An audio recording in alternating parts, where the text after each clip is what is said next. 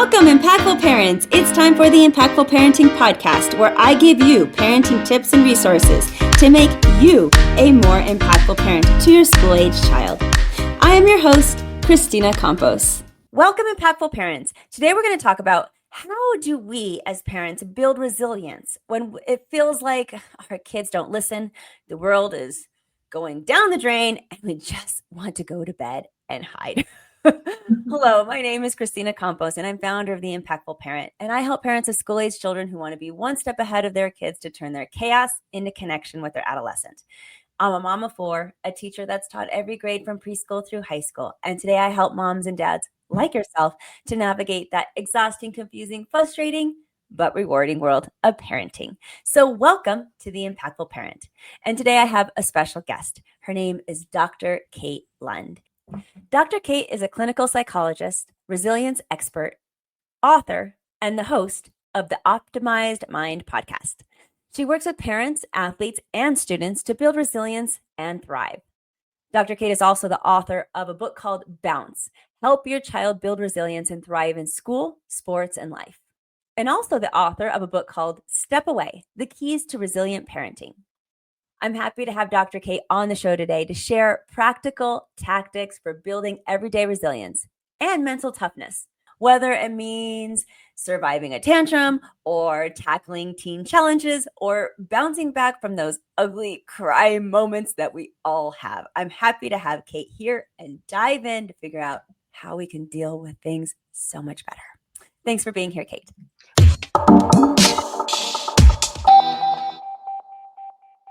Well, thank you so much for having me. This is great. I'm glad to be here. Now, you talk about resilience not as bouncing back, but as adapting and growing through challenges. So for parents who feel stretched thin, what's the first small step that they can take to model resilience for their kids in everyday life? Yeah, so that is a great question. And the thing that really is so impactful is if we as parents can find a way to modulate our stress response such that we can start each day level. We can start here as opposed to up here, such that when a challenge hits, boom, we're going to escalate, perhaps even to the point of shutdown. So I teach everyone I work with, really, athletes, parents, just anyone who comes across my practice, a very simple technique called the relaxation response, which was developed by a physician back in the 1970s, before mindfulness and things of that nature were a thing, but has become the cornerstone of the mind-body medicine program at many hospitals in Boston or around the world, really. Super simple technique. Come up with a word or a phrase that you find soothing in some way, and you breathe.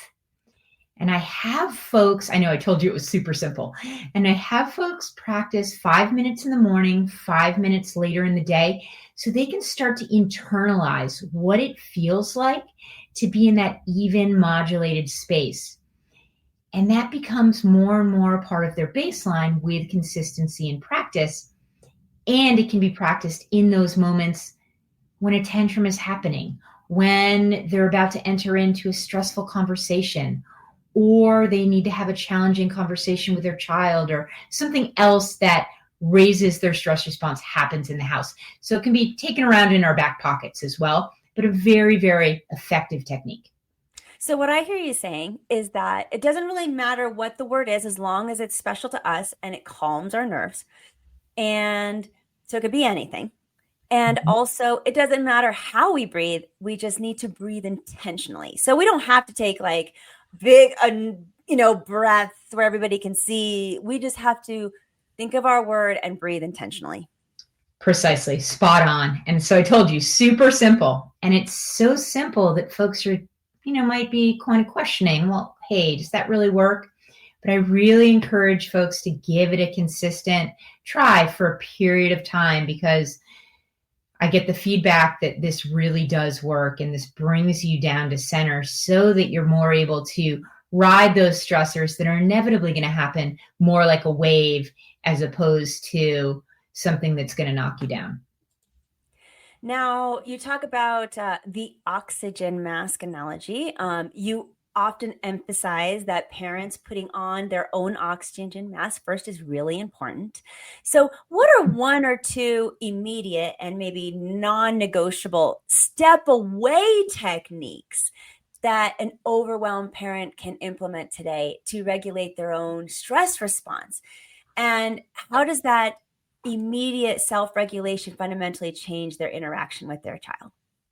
Well, so the first go to is the relaxation response that we just sort of reviewed. And to really have that at the ready whenever something stressful happens, a situation arises, they can pull that out of their back pocket, reset in the moment by thinking of the word, taking some breaths. They don't have to practice in those instances for the full 5 minutes, but definitely having that at the ready in case something stressful comes up and they need to reset so that they can re-engage. Because doing this allows us to re-engage with our children in a more robust way. It allows us to re-engage, handle the situation, respond to a situation as opposed to react, that sort of thing.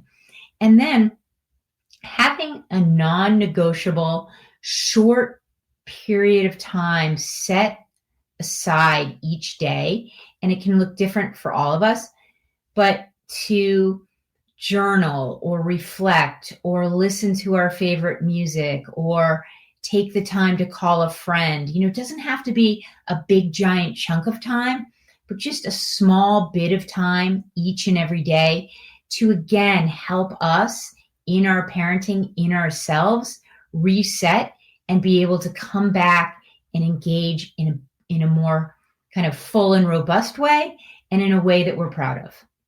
I love this because it's all so intentional and none of it's easy. Like a lot of this is not easy, but these are such good things because we affect our kids so much with how we react. And we're teaching them how to react to things. So I say it time and time again that if we're a yeller, then our kids become yellers. If we throw things when we're angry, chances are kids are going to start throwing things when they're angry too. So they're watching and they're learning. And if we can take these techniques that you're teaching us today and pause, keep our composure, and then come back, we are not only becoming better parents, but we're becoming better role models. We're teaching our kids how to handle stressful situations better.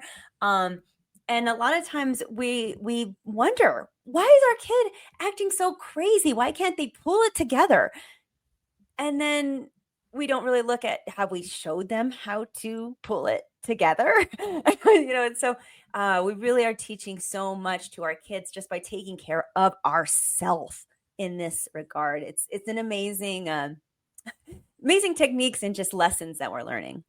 100%. You're spot on. It's like we're modeling these things, and in modeling, we're helping our kids to become resilient in and of themselves, helping them to manage through the difficult moments more robustly and in a way that they're proud of. Now, your book encourages parents to release the myth of perfect parenting.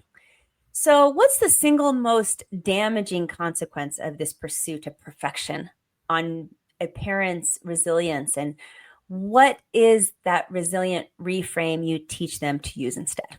Yeah, that's a great question. And so it's this idea that there is no perfection in parenting. That just simply does not exist. It's a myth, as you mentioned.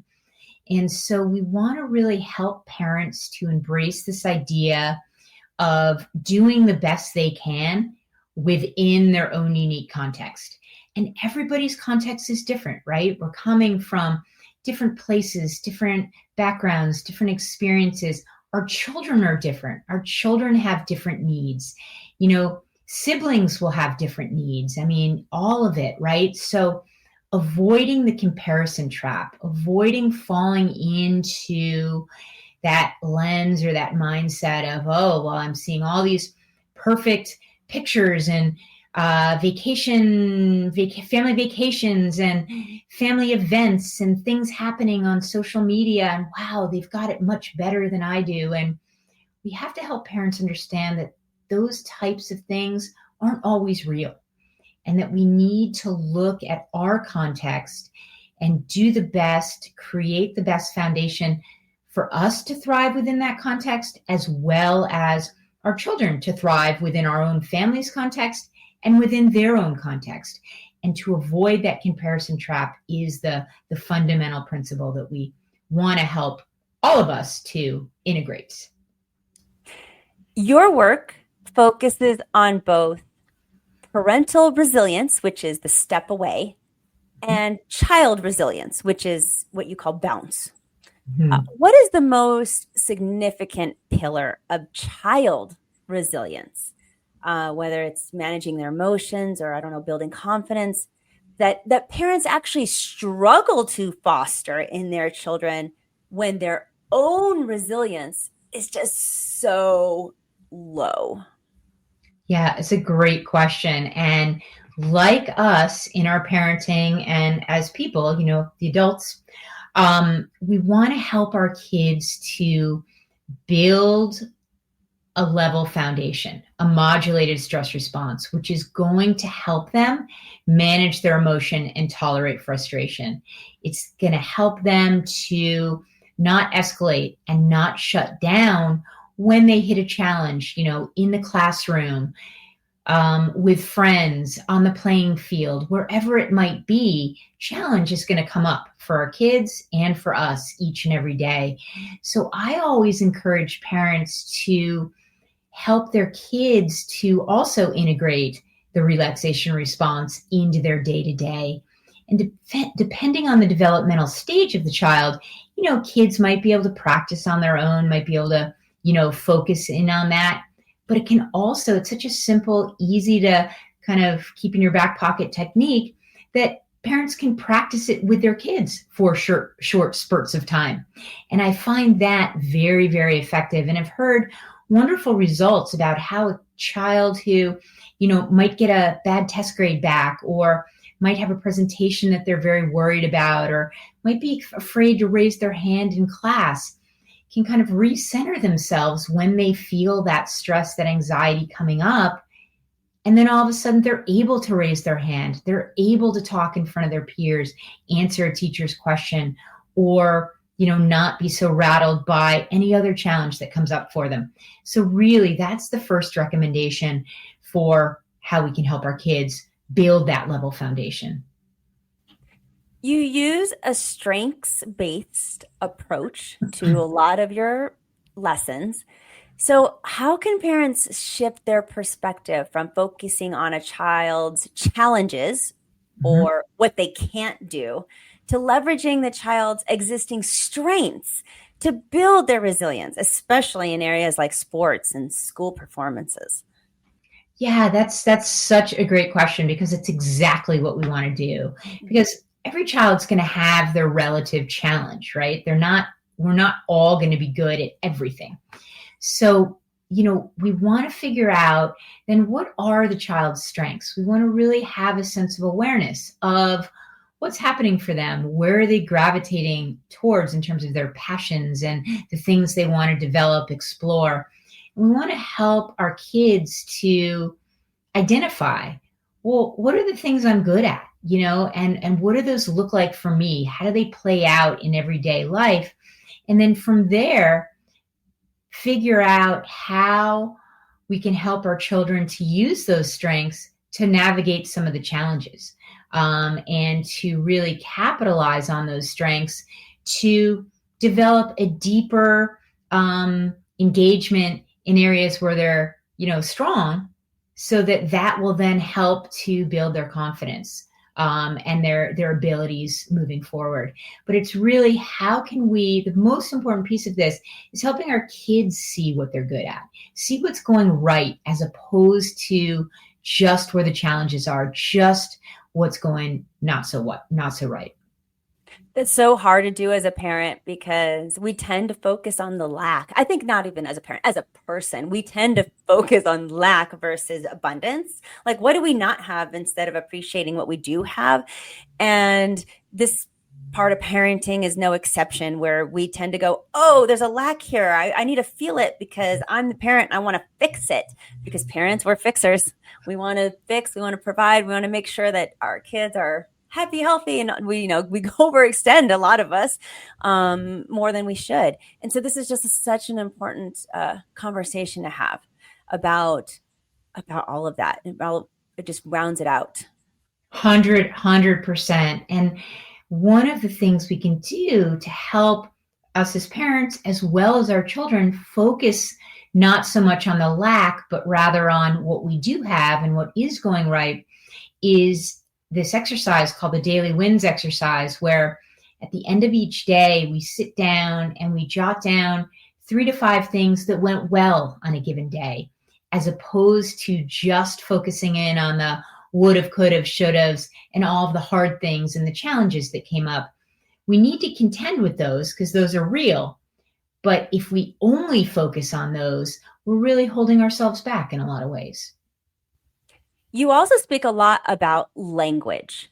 And for the audience, what are some specific phrases or ways of communicating that parents can use daily to praise the process, rather than the outcome? As we are talking about, always focusing on the lack. That's what we want. With the process is so much more important than the outcome. So how do we as parents praise our kids, talk to them so that they know that we can see their effort, we can see their problem solving, we can see that they are trying it again, and we can let go of whether or not they won or they got the perfect grade.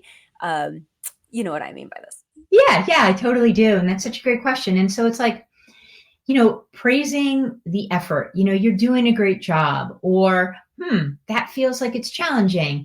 How can we help you try that from another angle? Or, wow, that was great the way you got up and tried that again. It's okay. We want to let our kids know it's okay to not succeed the first time out of the gate. It's normal. It's natural, right? And we want to engage with them in an authentic way around all of that. So if it's developmentally appropriate, sharing some of our own challenges as kids with our own children, not in a way of saying, well, this is how I handled it and this is how I move forward. Not that at all, but rather giving them the sense that we also struggled at points. There were challenges for us. And then from that point, problem solving with them on how to overcome whatever it is they're dealing with or facing in the moment, that kind of a thing. Because we never want our kids to see us as these infallible, people who have never made mistakes, because that's a really important message to give to our kids. It's okay to make mistakes. The important thing is getting back up and moving forward. And where do you see parents struggle with this when it comes to athletics?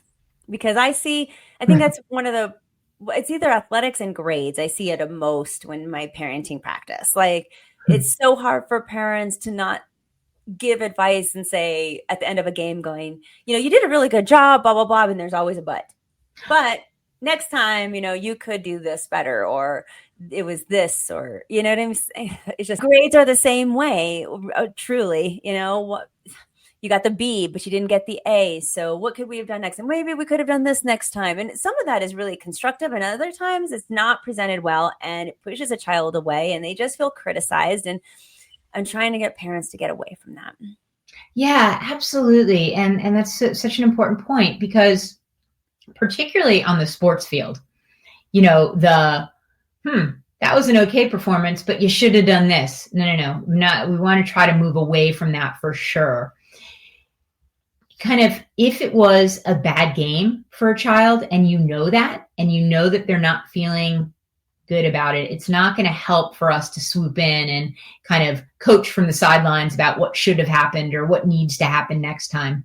We really just need to sit with the child in their experience of what happened, kind of join with them. If they, say, wow, that was a really hard game, or they're really upset, really just sit with them in that experience, in those emotions. and let them lead from there, because we know that they want to do better next time. We know that they want to bounce back. And so that's the general kind of rule of thumb, so to speak, path that I encourage parents to take, because when the child's ready to talk, if they're ready to talk about this experience on the field, they will. And, sometimes giving them kind of tools like journaling or even visualization for how they want things to shift next time, really helpful. And this is really, a developmentally, it's important for a kid to be developmentally able to engage in this type of stuff. But in terms of grades, we really need to have a realistic lens on, well, what's our child's context? Maybe they're not as strong in math, and a B for them is awesome. And really reflecting on that and responding in that way. Maybe they are always getting A's and they all of a sudden show up with a B in math. Maybe it was a bad day. Maybe it was an off day, that kind of a thing. So again, trying to sit in the experience of what that was like for the child without giving them sort of an ultimatum on what needs to change next time. But I do think that knowing your child is super important, because one of my kids struggles a bit in certain subjects. And I know that if I come forth with well, B's all right, but you really should be getting A's, that will not be helpful for my son. But there are other areas where he thrives and he brings home those A's, and that's amazing too. But there might be an off day. So I think really coming up with a balanced approach to responding to those types of things that fits with who our child is. And that takes a sense of awareness, right, of knowing that and really living that with our child is very, very important. I'd like to get to your books because they're going to be amazing resources for our parents. And if parents are resonating with what you're saying and they want to know more, this is just the tip of the iceberg with Dr. Kate. So you have Bounce, help your child build resilience and thrive in school, sports, life, and Step Away, the keys to resilient parenting. Can you tell us, where can we find these books, and what's inside? What kind of audience are you looking for? So who can go out and get this book and really benefit from it? Right, absolutely. So the books are available on Amazon. They're also available on my website. And Bounce, help your child build resilience and thrive in school, sports, and life, is written for parents to help their child build the 7 pillars outlined in the book of resilience. Written with the elementary school child in mind. But the cool thing is the pillars apply to all of us across the lifespan.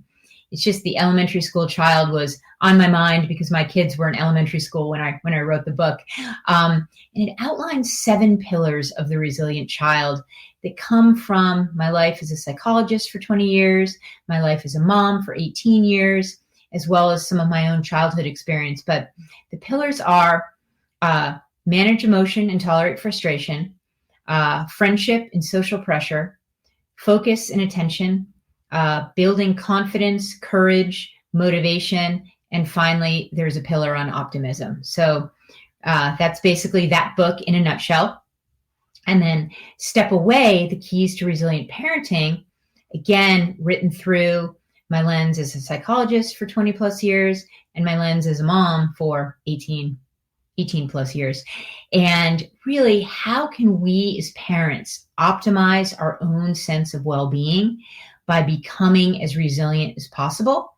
And how in doing that, we're modeling resilience for our kids and we're showing up for them, able to engage with them more robustly and fully. So those are the books in a nutshell.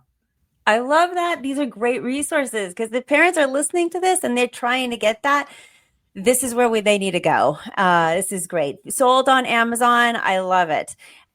I'd like to end, Kate, with one last question to you. And that is, why is parental self-care such a critical piece of resilient parenting?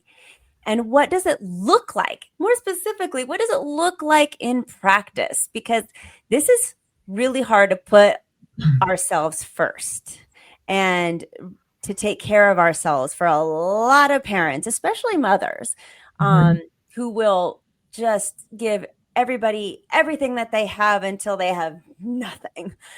So speaking to that parent who really wants to parent with more resilience and spread that on to her kids or his kids, what would you say? Yes, that's a great question. And I mean, you know, it's so important to build our own sense of well-being, to optimize that, because that sets the foundation for being able to build resilience, right? And to be able to show up as we want to. And when we're in that space, we're able as parents and as people to see the possibilities on the other side of the challenges for both ourselves and our kids. And that is really, really important in terms of resilience, because challenge is real. It's going to show up regardless of who we are or how old we are, or what have you. And so we've got to be able to somehow see the possibilities on the other side of that challenge and find a way to move towards that possibility. I'm glad you decided to be here today. Begin your Impactful Parent journey by downloading the Impactful Parent app. The Impactful Parent app is free so that you can carry help, tips, and parenting resources right in your pocket. Discover answers to your parenting questions.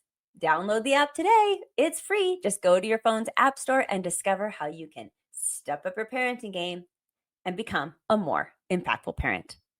And also remember that this episode is just a small part of what the Impactful Parent offers. Also available are online courses, parent support groups, coaching services, and of course the app. So go to theimpactfulparent.com to find out more. But until next time, you got this, parents. I'm just here to help.